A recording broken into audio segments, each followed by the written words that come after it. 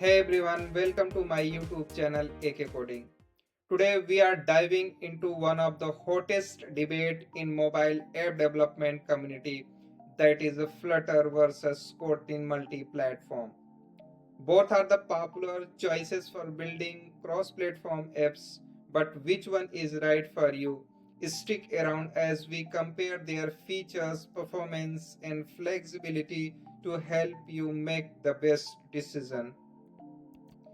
Before we start comparisons, let's quickly introduce both technologies. Flutter. The Flutter is a UI toolkit developed by Google, allow you to build natively compiled apps for mobile, web, and desktop using single code base.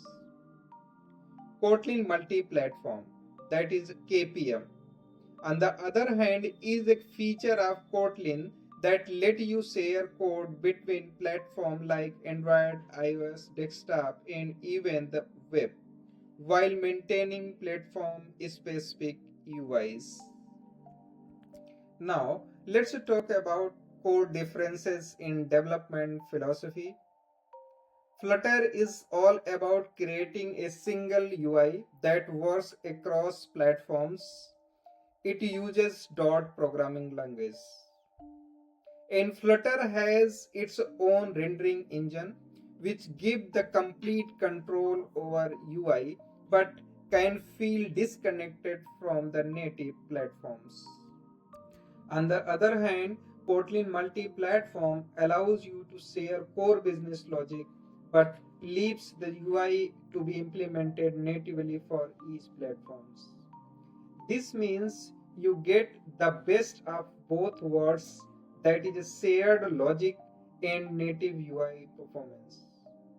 So if you are someone who value platform specific experiences, KPM might be the better option. Performance comparisons. Performance is a key factor when choosing a cross-platform frameworks. Flutter offers near native performance, but since it relies on its own rendering engines, it adds a bit of overhead.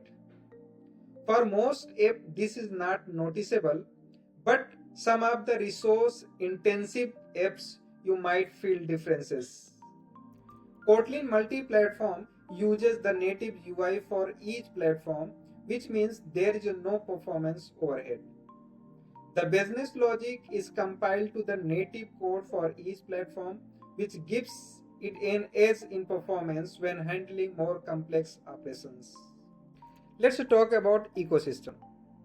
Flutter has a vast and growing library of packages and widgets in pub.deb repository.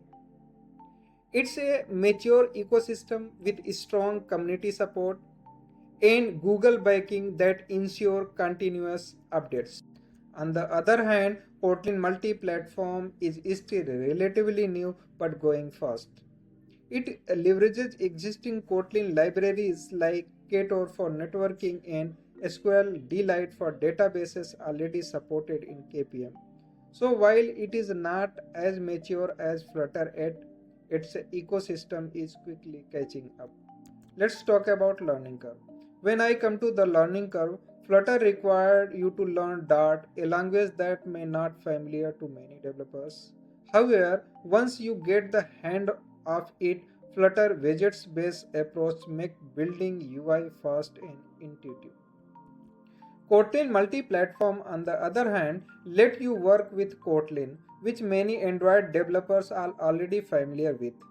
If you are an Android dev, there is no need to learn a new programming language and you can use your existing Kotlin skill across platform. UI flexibility. The UI flexibility is another key difference. Flutter give you complete control over UI, meaning you can create high customized design that look exactly same across platforms. But this also means your app would not feel 100% native to iOS and Android users. In contrast, with Kotlin multi-platform, you build the UI natively for each platform. This ensures that your app feels just like native app for both Android and iOS, following the platform specific guidelines and best practices. So, which one should you choose?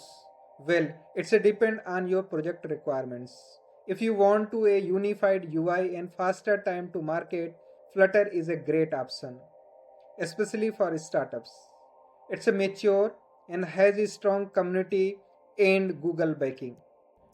But if you prioritize native UI performance, maintainability, and already have a strong Kotlin background, Kotlin multi-platform could be the way to go, especially for projects where native feel and performance matters. Both Flutter and Kotlin multi-platform are excellent choices for cross-platform app development. But right one for you depends on your need and project requirements.